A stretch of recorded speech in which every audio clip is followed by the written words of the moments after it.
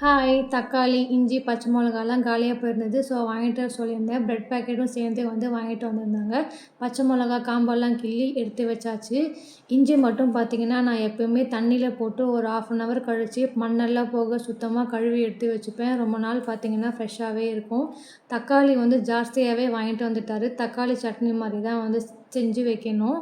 நேத்து பால் பாக்கெட் எடுக்கவே மறந்துட்டேன். சாயங்காலம் தான் ஞாபகமே வந்தது. கொஞ்சமா ஊத்தி காய்ச்சி பார்த்தப்போ கெட்டு போயிருந்தது.